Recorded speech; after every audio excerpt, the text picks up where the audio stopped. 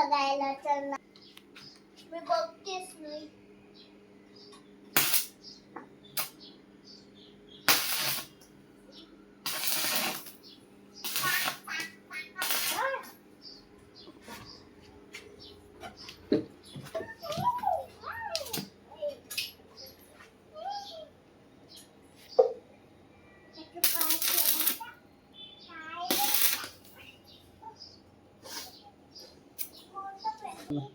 कोणता?